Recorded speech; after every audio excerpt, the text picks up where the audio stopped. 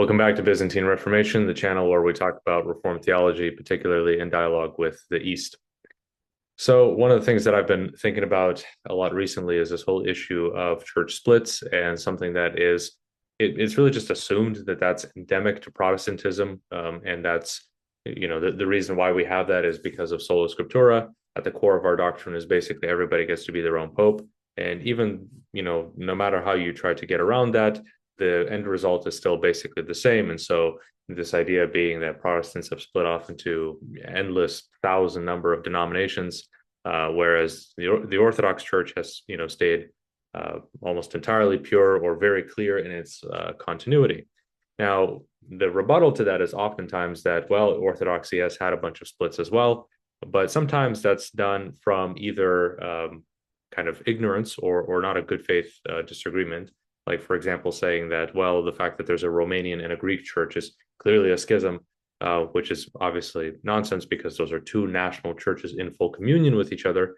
Or people will focus very heavily on the current rift between Constantinople and Moscow, which is yet to be resolved and is technically not a full schism, I guess. But when you're comparing apples to apples, there's a lot more to be said on exactly that front. And you're not going to be able to have a completely comprehensive comparison of the two things. So what I thought would be helpful today would be to look roughly over the same amount of time, the Church of Scotland and the Russian Orthodox Church, and look at actual real schisms that have happened, and also look at why they happened. Was it really the case that sola scriptura was the primary force behind why we have so many different splits in the Scottish Church? Now, again, you could say, but what about this? But what about that? What about American churches? What about the fact that you have Anglican and Presbyterian? Those are conversations we'll have to have for a later time. But the reason why I want to do it like this is because it will be an actual apples to apples comparison between the two. So I'm going to pull up a document here from a flowchart that I made looking at the history of the Scottish Church. And beginning all the way here, when the national kirk is actually established and recognized for the country of Scotland, for the first almost 100 years, well, clearly 100 years if we're going all the way back to John Knox, but for the first little while, there really is only one game in town. There's one Church of Scotland. And then you have what's called the First Secession with the formation of the Associate Presbytery, or the First Secession. Now, it might be tempting to think that the whole issue here was theological, and there was a theological element to it. Eventually, something called the Marrow Controversy played into this, which had to do with an understanding of how exactly salvation works. But really, at its core, the thing that really brought the First Secession to the forefront was something called the Patronage Act. And the Patronage Act had to do basically with this whole issue of you have a national church in Scotland, but then the question is it the lords of the land, literally the landlords, that are going to be able to decide who the ministers are on their land, or is it going to be the church, be it the presbytery, the congregation, or whoever? And because of that issue that ultimately went unresolved, you had the formation of an associate presbytery. What eventually happened to them? They eventually moved to the US and they still exist. They're called the Associate Reformed Presbyterian Church. But the point there is that it wasn't that you had this formation of a new church body because of this slight doctrinal disagreement on how two different people read the Bible. It was very heavily a political issue that affected the church, which honestly we could be kind of sympathetic with coming out of COVID only a few years ago. Imagine if, from Washington or from Ottawa, they were saying, these are the approved pastors you're allowed to have. Even if they were great men, just the fact that the government has that option would be objectionable to a lot of people. So that didn't end all the hostilities, though, because now not only did you have one secession, but then you had this whole issue of the Burgher Oath in Scotland, which was then, again, there's a long story there. But it was also a question of it was a question of pledging official loyalty to the state in some official capacity. And then, of course, you had people who disagreed with that and agreed with that. both in seceding bodies and in the national bodies as well, leading to the Burgerites and the anti-Burgerites. Burger, I think, is just Scottish for citizen. So it was really just a citizen's oath to basically be in that country. So you have the first secession, you still have an established Church of Scotland, you have all kinds of other churches that begin to form in and out of that. In 1843, you have the Great Disruption, which once again causes another split that leads to the Free Church of Scotland. And once again, this was not simply a disagreement over liberal versus conservative theology or something like that. It really was some of that patronage question coming back again in terms of what is the role of the state with respect to the national church, who gets to decide who the ministers are. There was certainly a theological component to all of it, but it wasn't exclusively that. And in fact, if none of those factors had existed, it's not really clear where things would have gone, especially considering the fact that Scots are, you kind of have to understand Scottish culture. They're very stubborn, and sometimes they're very stubborn in defense of the church. And you found that all throughout Scottish history as well. But the thing here to note is not simply that there are a bunch of splits, which, an Orthodox might look at that and say, see, this is just what Protestants do. This is just Protestantism at its best. There were a lot of splits, but notice from the graph that there were also a lot of mergers. It was often the case too that while there were divisions in the body, those divisions could heal, especially if the underlying causes of them were political, having to do with life in Scotland. And so you get a lot of these mergers, especially because in Protestantism, you can do that. When you have a split in a body, because we're not so fixated on this completely pure, unbroken line of apostolic succession with, we're the only true church, we're the only game in town, and all the rest of it, bodies can come together with some amount of ease and repent before one another and say, I was wrong, let's come back. And that happened on more than one occasion. This is, like I said, not going to be comprehensive. It will just be sort of an overview of the history of the Scottish Church. And a lot of that had been resolved, not perfectly. There were lots of unions of proposals of union that ultimately went through. Some churches remained independent, some didn't. Some went to the U.S., like I mentioned already, with the Associate Presbytery. You also had that with some of the Covenanters.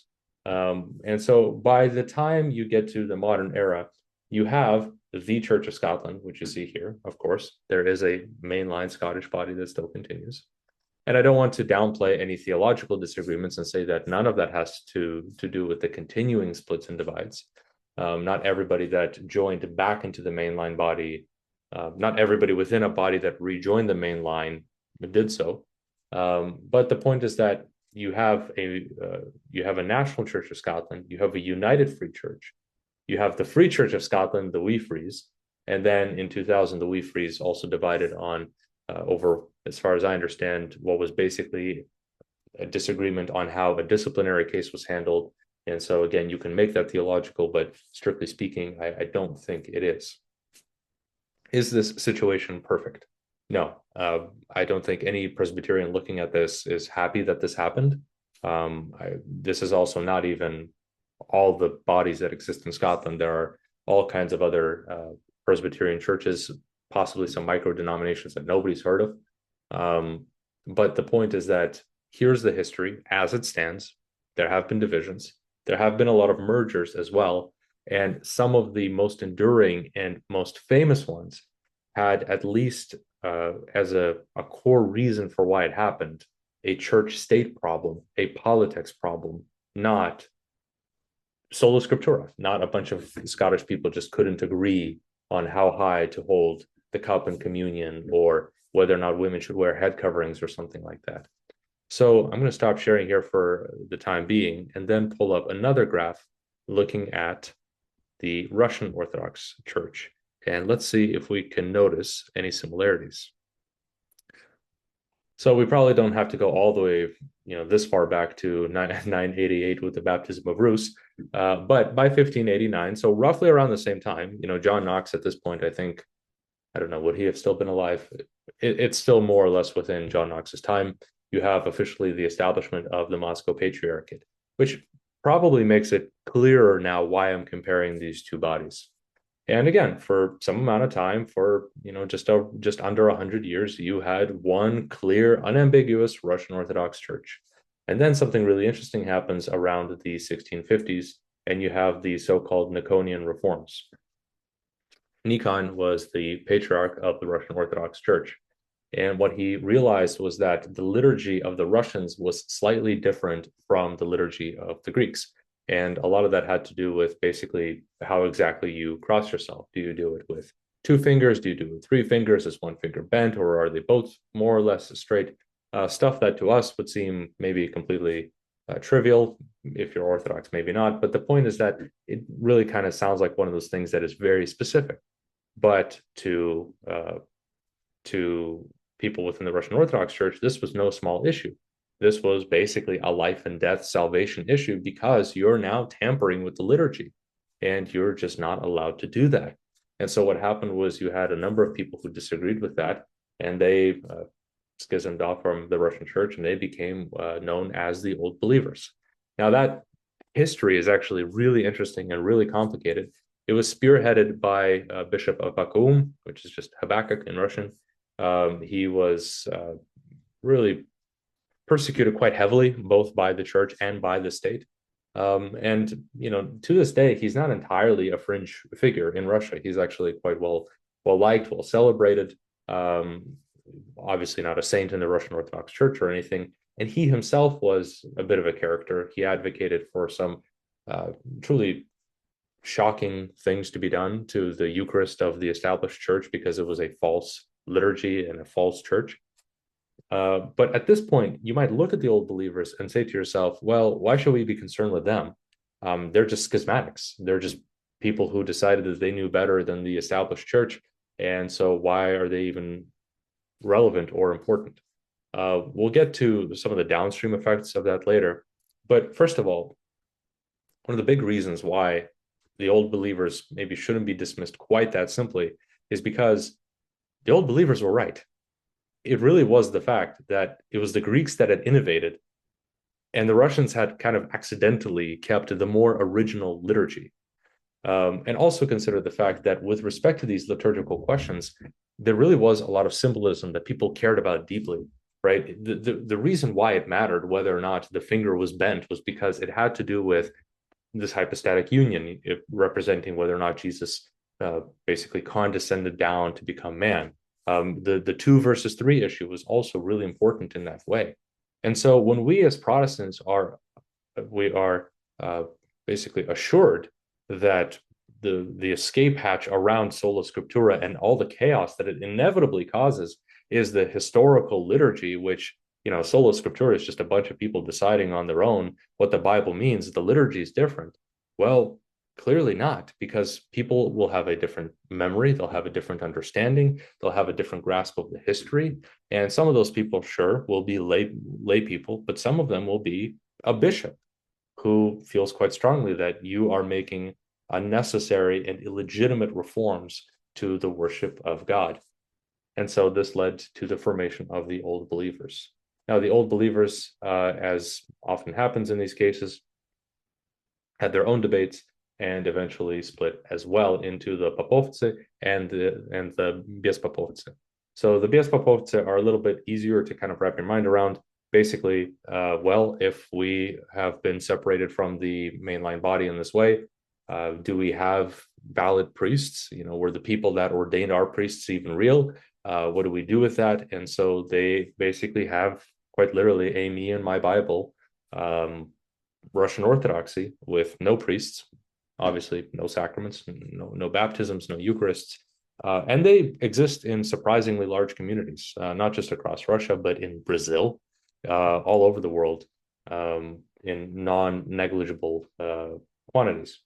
And they further had their own splits and their own fragmentations, leading to the Pomortsi, the Theodosians, a whole group of people.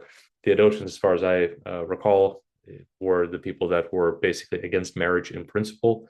So you do, the farther down the line you go there, you are admittedly going into more extreme territory. I grant that. But nevertheless, one disagreement on liturgy in the 1650s, leading to continual splits, which this time there's less of a political element here. It's not that the Tsar of Russia said, all right, here's what we're going to do, and here are the priests you can ordain, like what happened in Scotland. Now it really is kind of a seemingly good faith disagreement on what the liturgy should be. With the Popovtsi, the priestly old believers, the situation was a little bit different because you eventually had the formation of the Russian Orthodox Old Rite Church, which is not even the only old Rite church in Russia. Its membership accounts for about 1 million total. So not, 5 people in the woods in Siberia somewhere with their really bizarre idiosyncratic ideas. And it has led to an official established Russian Orthodox Old Rite Church. It's a separate body based off of a schism that happened about 400 years ago with their own patriarch, Metropolitan Cornelius, who is, again, not an entirely fringe figure in Russian society. He has met with Putin on at least one occasion. He has openly praised the invasion of Ukraine. He is somebody who is in the warp and woof of Russian society. And again, going back to a split that happened over disagreement over liturgy. And that's not even the only one. Once again, we ought to remind ourselves that we can't cover all of them. I'm just highlighting some of the major ones and trying to see where we go from here.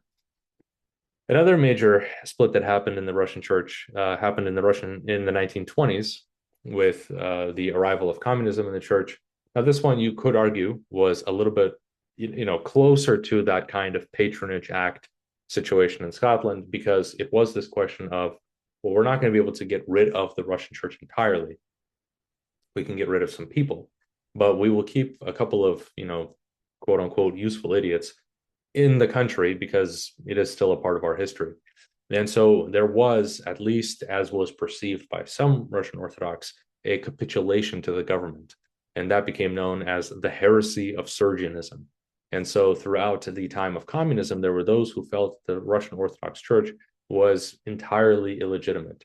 And so bishops who had fled Russia and other theologians who had fled Russia formed eventually what came to be known as ROKOR, the Russian Orthodox Church outside of Russia, which had a formal, unambiguous split with the established Russian Orthodox Church. This was clearly a case of a continuing body within Orthodoxy. Now, after about 80 years, in 2007, to be absolutely fair, they did reunite with the Russian Orthodox Church. You can read about that, a lot of pomp and frill. Once again, Putin was there with the signing of bringing the two churches back. You can't perfectly heal a schism, so ROKOR still exists, except now it's technically eventually under the Moscow Patriarchate. Meaning that there will still be signs and scarring of previous splits that have plagued the church in the past.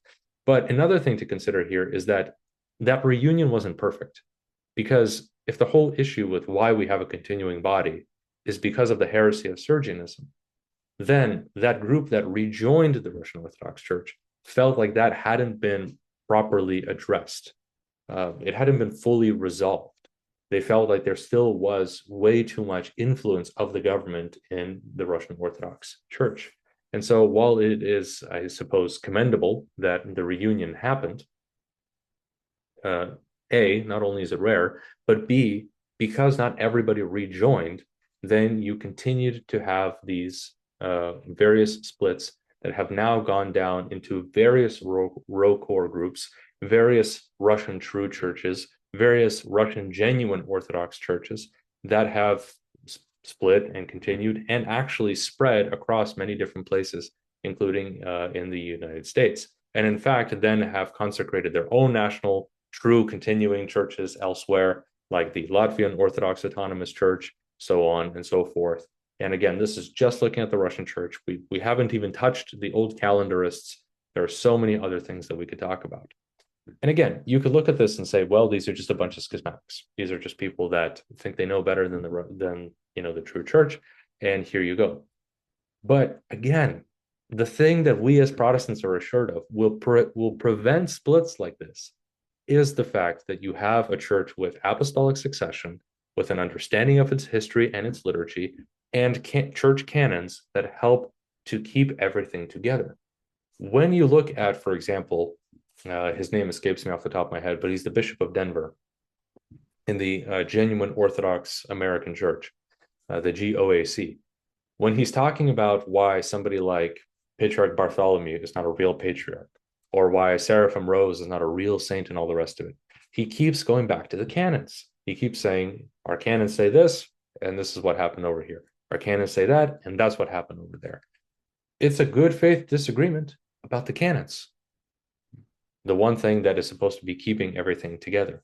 And so not only do you have this amount of splitting, but it's also not even the case that it's always clearly a political issue. At least in Scotland, a lot of politics caused these splits. Here, you really are getting closer into that territory of interpretation of church tradition, of liturgy, of the canons, be it with the old believers, be it with the remnant that from ROCOR that didn't rejoin the Orthodox Church. And you'll probably notice from this diagram, not that many unions. ROCOR rejoining the Russian Orthodox Church was kind of an anomaly. And in fact, here, as is to somewhat be expected, things just continue to split. Because when you've come to the conclusion that you're the only true continuing body, you're kind of just waiting it out for everybody else to understand that they're false schismatics and they need to rejoin you. And if everybody else is going to be doing that, then of course you'll never have any meaningful unions. Now, some objections that people can raise is say, well, these are tiny, tiny numbers. They're not tiny. As I already mentioned, the Old Rite Church is about 1 million people. Also, you have to consider the fact that the Russian Orthodox Church's numbers are wildly inflated.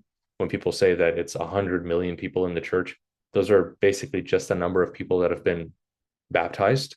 But what percentage of them are even remotely devout in their faith?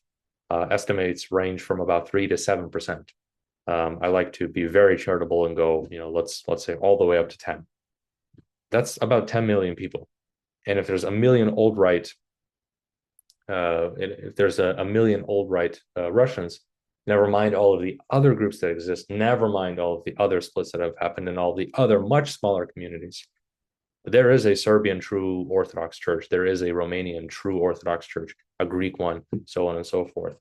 At what point do you say that we as a body also have a ton of our own splits that in many cases are actually more along the lines of sola scriptura rather than, whatever it is that's supposed to be protecting us? There's so much more that can be said on this, and there's so much more that can be looked at with respect to Protestantism. But I really do think that this apples to apples comparison tells us that things can always go wrong in any body, and it's not immediately clear that the 5 solas necessarily produce more splits than any other body. Sola Scriptura doesn't seem to be contributing to the endless number of splits we've been promised. There is a lot of politics involved. There is a lot of culture and history involved. There is also a big question of what even is a Protestant. I mean, if you're going to count just about everybody, well, we can do that too, and we can pad the numbers that way as well. But when you're talking about what is unambiguously a Protestant, comparing that to what is unambiguously an Orthodox, and then comparing what are actually definitely schisms, you start to realize the situation is really not all that different. And so if it's one takeaway from all of this, is that I think Protestantism actually finds itself, again, in a better position because we can reunite. And we, especially now where the church state issues aren't quite so severe, and definitely not in the US, which has some of the larger Christian Protestant bodies in the world, probably some of the largest. We can look back on history, our own history, and say it's probably a matter of time before we heal these divisions. I don't think that can be said here, where these splits, they exist, they're painful, they're ugly, and you have to just sort of wait for smaller bodies to die out because they're schismatics and we're not. despite the fact that a lot of those schisms came from what seemed to be very clearly disagreements on the things that we were told there shouldn't be any disagreements about. So that's all I have for today. As always, let me know in the comments below what you think. If you have any comments, questions, concerns, love to interact with you about this a lot more. As always, all the best. Thanks a lot.